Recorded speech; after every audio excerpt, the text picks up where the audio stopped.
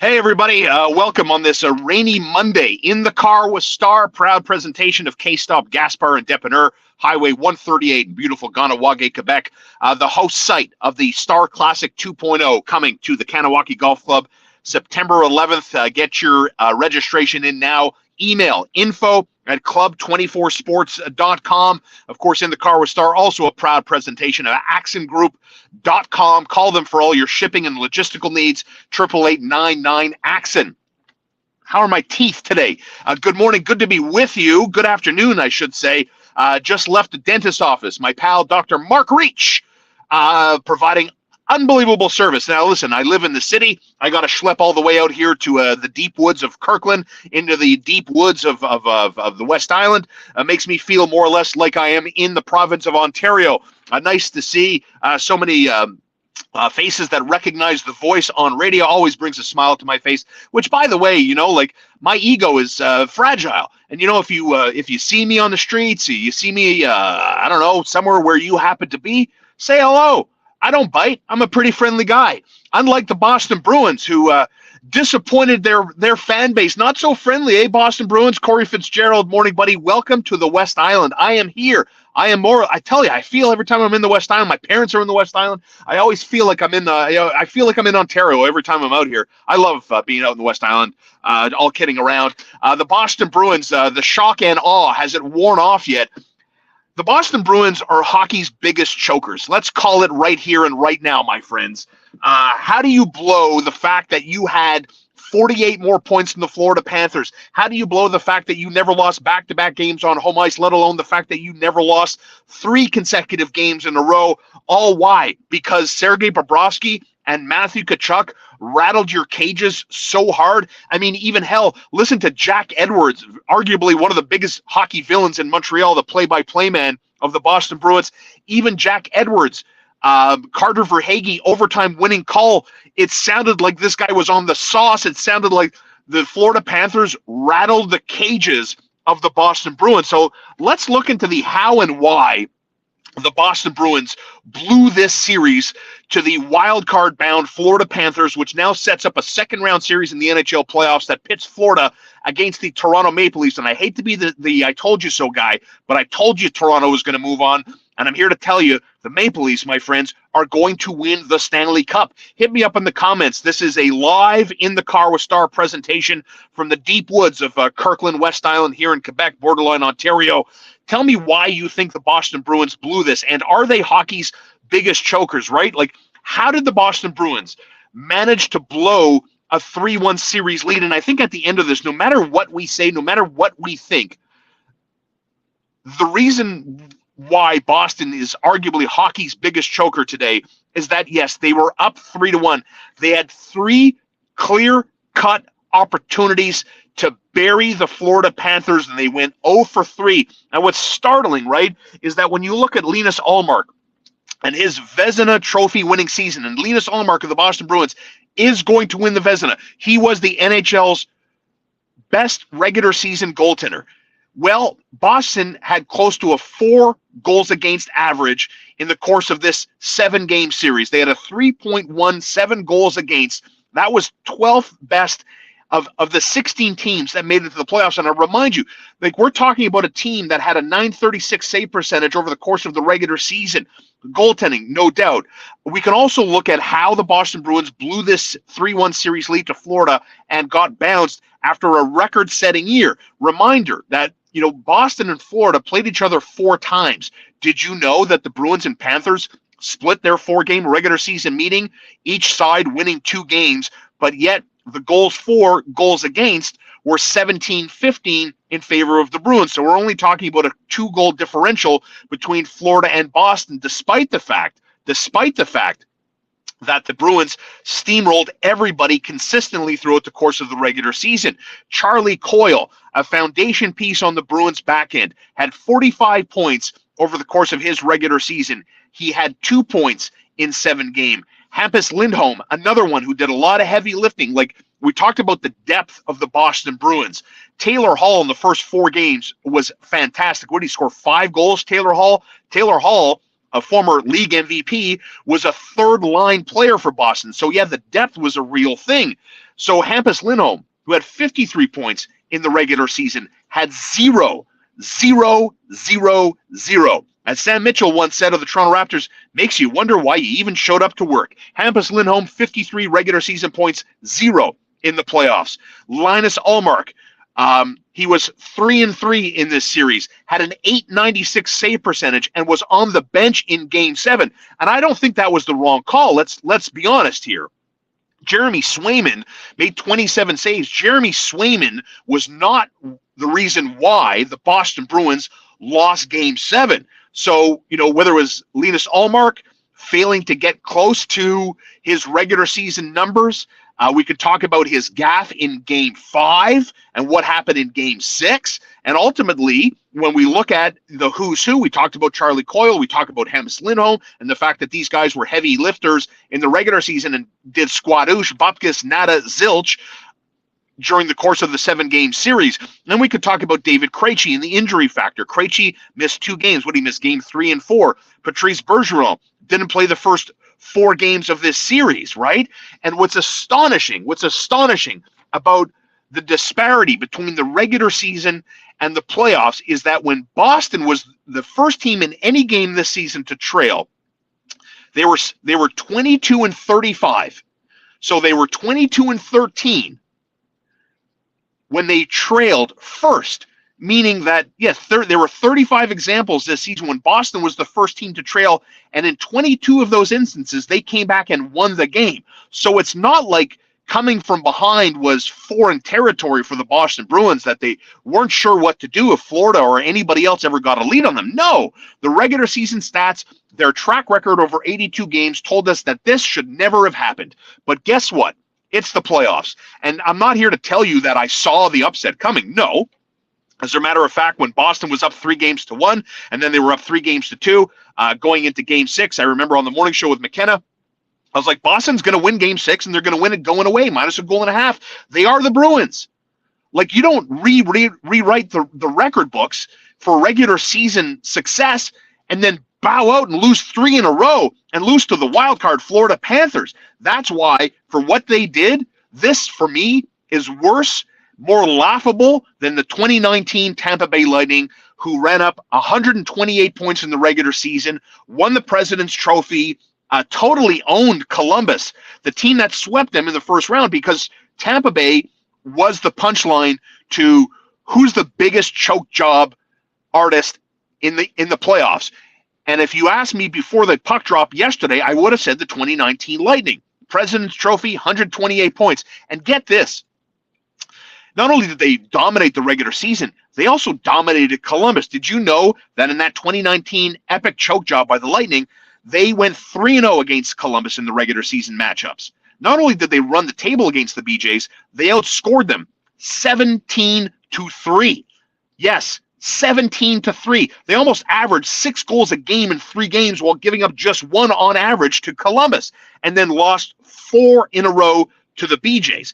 Tampa Bay went on to win 2 Stanley Cups and reached the Stanley Cup final in 3 of the next 4 years and won 2 of those championships. So the Tampa Bay Lightning, step aside. Welcome to the Boston Bruins, who, again, 2-2 in the regular season, 4 meetings between Florida, and we're right there. What were the scores? 5-3. They lost 2-5. They lost 5-2 to Florida. They beat the Panthers 7-3 and lost 4-3 in overtime. So outside of 1 game, which was a Boston Bruin dominant performance, Florida was right there. And maybe it's time we talk about Matthew Tkachuk as being one of the premier players in the National Hockey League. And that's the thing, too. Like, we talk all the time in hockey about the right way to do things, the correct approach to finding success in the National Hockey League. You got to be humble. You got to be tough. You got to have character. You have to have guys that are willing to sacrifice their personal gains for the gains of their teammates, right? This is why I've talked to you about how I think the military and the police share a commonality with the NHL and their players, in that I look at the NHL players and their makeup, that they're willing to sacrifice their own good and their own personal success if it leads to a teammate success or the overall team success. And The Boston Bruins, I think, were very good at adopting and taking on that type of team philosophy and that concept and taking it with them and growing from that, right? And sometimes I feel like so much of what we talk about, whether it's here in the car with Star or on the radio on TSN 690, that sometimes I feel our words are just empty, that they're just words. They're things to say to fill space in the void. You know what I mean? Because I'm definitely guilty of this. I, with Connor McKenna, we do 4 hours Monday to Friday. We do 20 hours of live sports talk radio where we react and make jokes, have fun, project, speculate, all in real time. I don't have the benefit of sitting here and saying, I'll wait and see, and then I'll react. No, I got to kind of tell you what I think is going to happen, why I think it's going to happen a certain way. And there are times where I'll look at the Boston Bruins, and I'll use Boston as the prime example here. And I'd be like, man, I love the team camaraderie. I love their philosophies. I love how, not just anybody can be a Boston Bruin, right? Remember that controversial collegiate player they tried to sign this winter, and then we found out as things were unearthed about this player that he's a bit of a POS, certainly a scumbag, no doubt, and that Brad Marchand, Bergeron, Krejci, and Pasternak, and all these guys were like, no, we don't need this guy. Not anybody can be a Boston Bruin. You got to check a lot of boxes to be a Bruin. I'm like, damn, I like that. I buy into that concept, Why do I buy into that concept? What does that concept mean? Because when I think about it, and I think about how the Boston-Florida series unraveled, the Boston Bruins, the juggernaut of juggernauts in the history of the National Hockey League, right, couldn't close out a wild card team when they had 3 chances to do that. And then in Game 7 in overtime, it was all Florida all the time. Like, how does a team that's filled with such strong character, that's filled with such leadership, like Patrice Bergeron is beloved by everyone. I haven't read, seen, talked to anyone that has a bad thing to say about Patrice Bergeron, and I don't think Patrice Bergeron playing that final regular season game for his dad to go see him because his dad is battling cancer and perhaps one more chance to see his son play in Montreal on Bell Center Ice, that was a mistake. No, that wasn't a mistake. How could it be a mistake? Boston went out and captured a 3-1 series lead. Had nothing to do with that. Bergeron played the last 3 games of this series, scored in his first game. So, I don't think those are just excuses, things to, calm your nerves or justify something that went sideways. Say, well, now I know why it went sideways because Patrice Bergeron played the 82nd game of the season. No. And it's the same thing we talk about, like humility and character. How do you measure that? And if the Boston Bruins were the envy of the league because they have more character and leadership and humility than anybody else, how do you explain a team that lost to a wild card team? You can't, because it's the playoffs, baby, and it's more mental than it is anything else. And so we talked about, I never thought the Boston Bruins were going to lose to Florida in the opening round of the playoffs. I never did. But I do remember saying this. If there's any way to do this, if there's any way, and it's applicable to any juggernaut in sports, get them in a position where there is no tomorrow. Get them in a position where they think about, oh, well, this isn't as easy as it was. This isn't as easy as we thought it was going to be. Basically, what I'm saying is figure out how you can plant a seed of doubt in Goliath. Figure that out. How do I plant that seed of doubt that makes Boston question their 65 wins and their record-setting point total? How do you do that? And Matthew Tkachuk is part of the answer to that question. And, if you're the Calgary Flames, you look at that and said, damn, well, we read that wrong. I don't think there's anybody, even the diehard Calgary Flame fan, that is here this morning talking about the fact that this trade is lopsided in favor of the Florida Panthers. Would you want Jonathan Huberdeau or would you want Matthew Tkachuk? So, there's a lot at play in terms of the value of the regular season and the fact that no team since the 2013 Chicago Blackhawks has claimed the President's Trophy for the best regular season and gone on to win the Stanley Cup. Tampa Bay Lightning 2019, 128 points. Boston Bruins over 130 points, done in 7 games. All for what? All for nothing. And now what happens to Boston? Did you watch the end of that Game 7 between the Panthers and Bruins yesterday and think, shit, this is Shea Weber, but wearing Boston Bruin colors? I did. I mean, was that the last time we're going to see Patrice Bergeron in the National Hockey League? And what a shame that would be. As soon as this guy retires, right into the Hockey Hall of Fame, I would waive the wait time as they did. Patrice Bergeron to me is that special of a player. Maybe it's too big of a fan card to play here, but I am a big time Patrice Bergeron guy. The comments coming in. Dustin Gilman, watching on YouTube. Dustin, thanks for the commentary, and thank you for weighing in. Too many mistakes in the wrong places. The underestimated Florida potential to capitalize on those mistakes. Failed to play as a team. Interesting perspective from Dustin. Stephen Deere. Poor play, turnovers. They beat themselves. Done deal. Stephen, representing Bruins Nation in Ganawage, where I have a lot of friends. I think of my pal Greg Horn this morning. I think of my friend Stephen Deere, who we just read from. Two guys I know that have black and gold through their veins, and they're feeling it.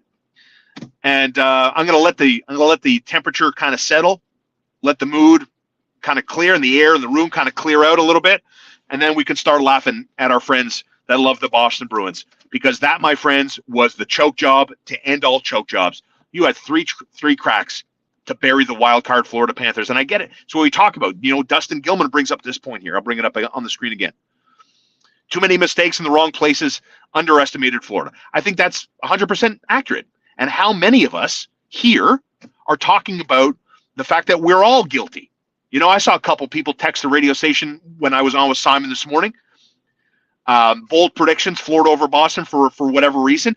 But outside of the 1% of people that made a bold prediction and it came through, most of us that looked at this and saw the regular season and saw Florida, how they kind of got into the playoffs, and Boston's dominance, we were like, well, okay, maybe Florida we'll give Boston a gentleman's sweep, a sweep in 5 games.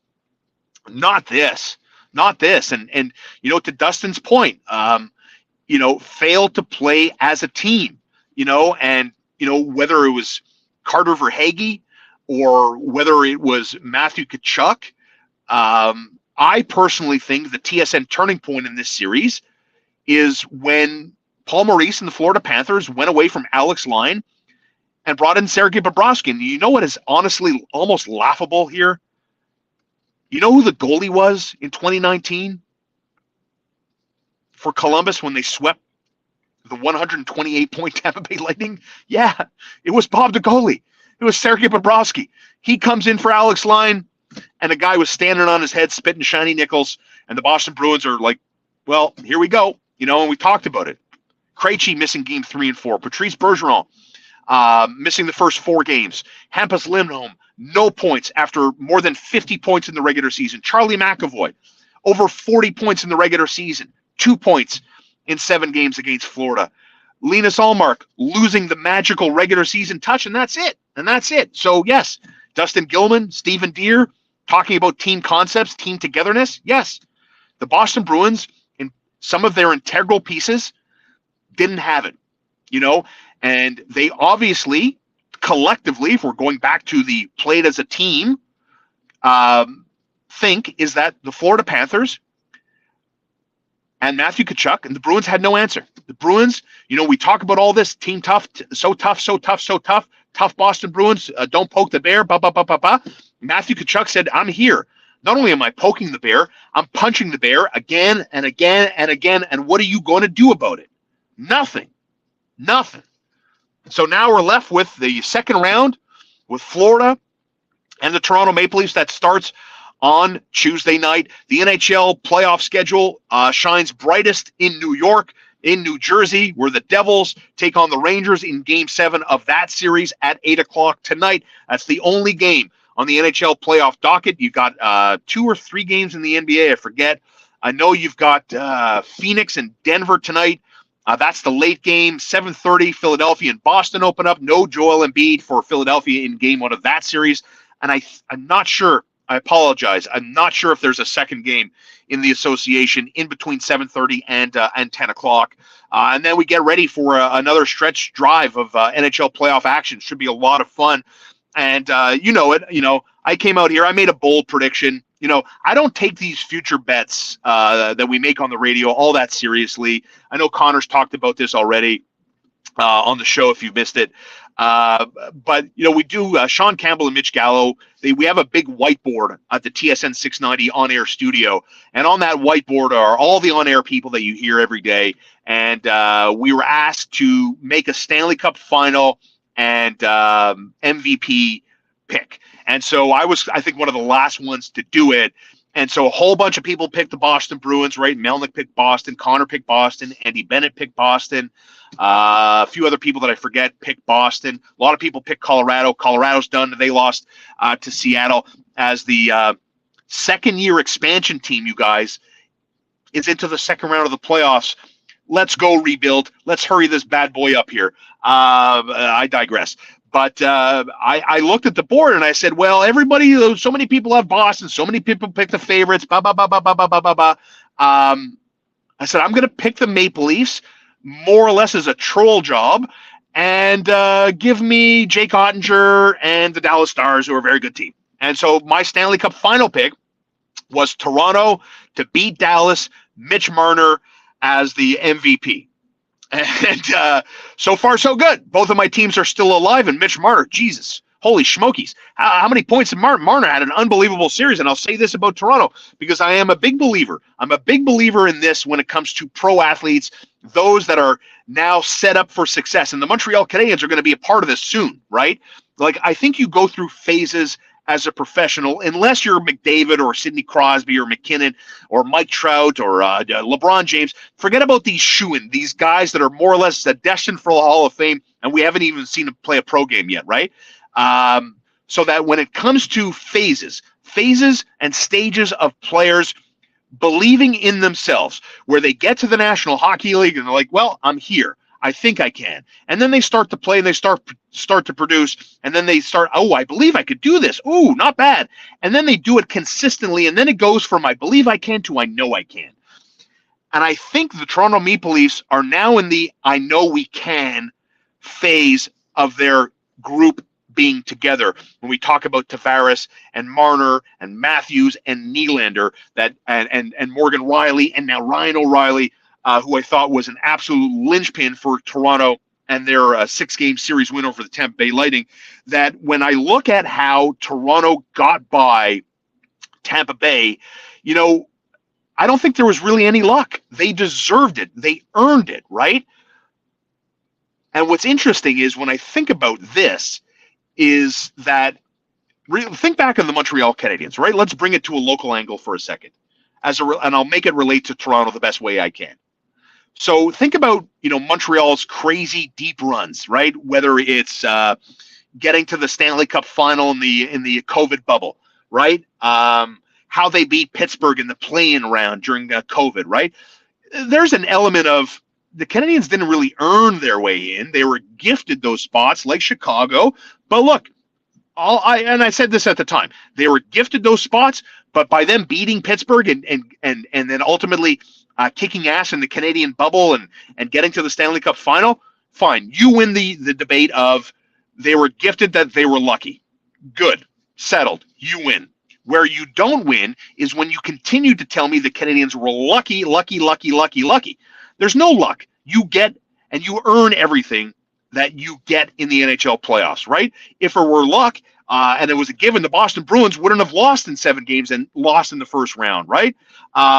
So that's what I mean when I look at the Canadiens getting to the Stanley Cup final in the COVID bubble, or heck, even going back to, was it 2010 when they beat Pittsburgh and then they beat Washington, and Jaro Halak and Michael Camilleri were these unbelievable performers, and Roman Hamrlik was this impenetrable wall blocking shot after shot after shot, and the Canadiens beat Crosby, and then they beat Alexander Ovechkin, and then they ran into the stupid Michael Layton and RJ Hamburger's Philadelphia Flyers. I may be getting my Flyer players confused there over a couple of years, but I digress. My point is, you can look at the Montreal Canadiens and say, well, okay, there was some luck that set the Canadiens up for success. I don't think the Toronto Maple Leafs have any of that about how they beat Tampa in 6. Mitch Marner was unbelievable. Austin Matthews was everywhere, almost every night. Ryan O'Reilly was the exact type of player that the Toronto Maple Leafs need for playoff success. And he was, I said it again, I'll say it again, a linchpin. Ilya Samsonov, I thought was unbelievably so good. Save after save after save after save. And then the big four, ultimately with John Tavares in overtime on Saturday night. So for me, it was enough that led me to believe, oh, here come the Toronto Maple Leafs. They're more comfortable in their own skin. And what makes them unbelievably dangerous is that now they do believe in themselves. And that is a scary, scary reality for anybody that's in their way because, man, oh man, that Austin Matthews, that Mitch Marner, this is a good team that can score. They're fast. They're dynamic. Okay, so what? They're not big and tough and everything else. I don't know. Have you seen that in the playoffs, that you need that? You know, I watched Austin Matthews and Steven Stamkos chuck around a little bit. Pat Quinton up on YouTube watching in the car with Star. Bruins choke for sure, but let's not forget that Florida isn't exactly the little sisters of the poor. The Panthers won the President's Trophy last year. They beat Boston. They can beat Toronto. I'm not here to tell you that they can't, that Florida is now set up for a deep run. No, I believe I have learned in the playoffs that anybody can be beaten. Colorado, you're defending Stanley Cup champs, done. You're going to tell me they don't miss Nazem Kadri? The Boston Bruins, record-setting regular season, done in 7 games. I don't know who in their right mind is going to sit with their friends in front of a microphone, in front of a camera on a podcast, talking about, oh, well, this is now done. Believe me when I tell you, take it to the bank. No. Hockey during the regular season and now in the playoffs has told us, all you need to catch lightning in a bottle, and everybody is suspect. And this has been true for as long as I've been watching playoff hockey. Tell somebody they can't do it, and or plant a seed of doubt in the minds of the better team. And you know what? Crazy things can happen, as we've seen this year. So, yes, I get it. You know, hockey is crazy. And to Patrick's point, the Florida Panthers were the best regular season team last year, and look what happened. Nothing. This year, they sucked during the regular season. Habs Nation, myself included, oh my God, the Montreal Canadiens are going to get like an unbelievable draft pick because the Panthers suck. Well, then they find their way and get super competitive down the stretch and qualify for the playoffs. And by the way, just so we're sure, the Montreal Canadiens are still, right now, Florida loses to Toronto in the second round. The Canadiens still get the 17th pick. That belongs to Florida Panthers. It all changes based on getting to the conference final and winning the conference finals, should that happen. But as in case you were wondering, the fact that Florida knocked off Boston does not change the Canadiens and the Florida draft pick. Not yet. Anyway, so I still like Toronto. I'm still going to bank on the Toronto Maple Leafs. I'll still tell you I like the Toronto Maple Leafs to knock off the Florida Panthers. But no, anybody else that's wondering, I don't think now that Boston's gone and Colorado is gone, I mean, this should set up for a really fun 3 remaining rounds of the Stanley Cup playoffs. Because I think, correct me if I'm wrong here, but if we're going back to like expansion before Vegas, I think Colorado, or salary cap era, I think Colorado is the only team left that's won the Stanley Cup in the salary cap era. Somebody in the comments, correct me if I'm wrong. I'm going off memory now. So yeah, it's wide open. We might, unless Carolina wins it, we might see a team win a Stanley Cup that we haven't seen in like maybe ever or in our own lifetime. So I am definitely here for that. Thanks for being here for me on this rainy Monday, as looks like rain's in the forecast pretty steadily here in Montreal anyway. Monday through Thursday. Looks like we get some better weather and some warmer days coming up after Thursday. Patrick, back in the comments, I'll gladly see the Habs draft position drop if it means the Leafs lose in round 2. It's a sacrifice I'm willing to make. I am not willing to make that sacrifice. No. Like the Leafs winning the Stanley Cup or beating Florida and getting to a conference final, I don't know. It doesn't really change my life at all. You know, how's it going to affect our lives? Like friends and family in Toronto going to bust our balls for a minute. Twitter is going to be more nauseating than what it currently is. Facebook, I get, Leafs fans are a nauseating bunch. I get it. I get it. But remember, the Montreal Canadiens, if you're of a certain age, haven't won the Stanley Cup since if you're 20 years old and you're listening to In the Car with Star, you've never seen the Canadiens win the Stanley Cup. How do you think you're going to react if the Canadiens win the Stanley Cup? You've never seen it. Like the last time we saw it was 1993. And I don't like Leafs Nation. I don't like their fans. I don't like the way they behave. But I can't say the same for Montrealers when they go to Boston or Toronto and they get liquored up. I don't know what it's like. I've never been that guy, so I don't know. But I have gotten over the Montreal-Toronto rivalry. My whole life I've been hearing Toronto's loser city. It snows. They call the National Guard. Last calls at 11:30. All the jokes. I've heard them my whole life. You know what I don't think is funny anymore? That the Toronto Maple Leafs have a better hockey team than the Canadiens. That the Toronto Raptors have won the NBA championship. We don't even have an NBA team. The Toronto Blue Jays are an exciting, fun ball club that has Vladimir Guerrero Jr. on it, and Vladdy Sr. starring in the hamburger commercials. We don't have any of that. So who are we to laugh at Toronto? They got an MLB team. They got an NBA team. They got a Chick-fil-A. They got a good hockey team. Montreal's trying to get a good hockey team. They're making steps. I believe in it. But what are you doing tonight? You going to go watch a NBA playoff game? The Montreal Magic? Are they playing the New York Knicks tonight? No, we don't have an NBA team. And I get it. I'm a Montrealer, born and raised. I'll always take Montreal over Toronto. But let's call it here. It's not the same anymore. Luke in the chat, what up? I'd love to see Tampa sweep Florida. Well, good luck, because Tampa's out of the playoffs, brother. Where'd that comment come from? I'd love to see Tampa sweep Florida in what? Tampa Bay Rays, Florida Marlins? They're the Miami Marlins. What sport are we talking about here, Pat? Or Luke? Shit, you see what happened? You put a comment like that up in the thing and you're rattling me here. They're getting Shake Shack too. You see? Dustin Gilman, Food Guy MTL. You can follow him on Twitter and Instagram. See, Shake Shack. I'll take Shake Shack all day over Chick-fil-A. Shake Shack is fucking awesome. I love Shake Shack. Steph Howard. I prefer to follow the Brewers over the Jays. That I don't disagree with. And I'm going to sound like a hypocrite now, but like the Blue Jays winning the World Series twice, I hate the Jays. I hate the Jays. I don't like the Jays. Pat, back in the comments. No Montrealer should ever root for Toronto to win anything. That should cause you to lose your smoke meat privileges. Hey, listen, I don't live by these fast and furious rules that Patrick has set out for all of us. I am my own man. I'm 44 years old. I'm a man.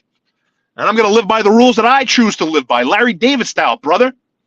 And listen, you don't want to cheer for Toronto? Don't cheer for Toronto. But if you're going to tell me it's just because you're a Montrealer, I get it. It's just I've moved on with my life. I don't care that much anymore, And honestly, it's kind of fun. Like if you take yourself out of the equation, watching people lose their minds over the Toronto Maple Leafs. Canadiens went to the Stanley Cup final how many years ago? How much fun was that? The Canadiens came back from 1-3 down against the vaunted Toronto Maple Leafs. You still have that. Unless the Maple Leafs win the Stanley Cup, you still have that over Toronto. So if you're like Patrick and you're a proud, diehard Montrealer, unless the Leafs win the Stanley Cup, you still have the fact that they were up 3-1 on you, and you lost that series to the shitty Montreal Canadiens, who went on to the Stanley Cup final and lost in 5 games to a salary cap dynasty Tampa Bay Lightning team. You still have that. So if you're like Patrick and you like to poke fun at Montreal and call yourself tall because you stand on their shoulders, then so be it. Live your best life. That's my motto. Patrick, I don't make the rules, I cite them. Okay. Congratulations. I guess they are written in stone, everybody. Just like my friends at accentgroup.com. Accentgroup.com is their website, 888-99-ACCENT. You can trust their knowledge and their assets to get your freight to its destination on time and, most importantly, on budget. Because your precious cargo is also their precious cargo. This is a locally owned and operated business, establishing roots in the South Shore of Montreal, on the South Shore of our island, and now international. Also domestic. So your coast-to-coast shipping and logistical needs, whether you're staying domestically or cross-border, you can trust the authority that is Accent Group and accentgroup.com. 888-99-ACCENT. Call them today for all your transportation and logistical needs. And on this rainy Monday, where you don't want to get out there, I encourage you to go support K-Stop Gas Bar and Depanneur on this Monday. Smoothies, salad bowls, all prepared fresh with a daily menu change. And I had a great BLT sandwich there a couple of weeks ago. Garden-grown tomatoes, thick-cut bacon, fresh sliced bread, excuse me. See, I'm starting to get hungry. You know, I've gotten into that now where I like slicing my own bread. I like a little thicker slice, and they do that at K-Stop Gas Bar and Depanneur. And they have premium fuel at discount prices. Highway 138 in Ganawage, where you're going to be playing in the Star Classic coming up on September 11th. But my original point, on this rainy day, you don't have to get out of your car. K-Stop Gas Bar and Depanneur, they have a gas jockey there. You roll down your window, $40 regular, please. Give them $2 for the service. $40, bing, bang, boom. You stay in the driver's seat, never have to get out, don't have to deal with the weather, the wind, the cold temperatures, doesn't matter. Because that, my friends, is the all-star service. When you stop at K-Stop. Highway 138 in Ganawage, Highway 138, just over the bridge. And, of course, tell them in the car with Star State. Look at this here. Jesus Christ, 36 minutes and change. Just me talking. Lots of comments. Thank you so much. Lots of dialogue today. Don't forget, you can always like In the Car with Star. Follow us on YouTube, Facebook, and wherever you get your podcasts. You can hit that bell. Make sure you don't miss any of our updates or new content that we put out on the regular. And you can subscribe, and you'll get your notifications. And costs nothing and means a lot. So thank you for that. Thanks for tuning in. We'll be back.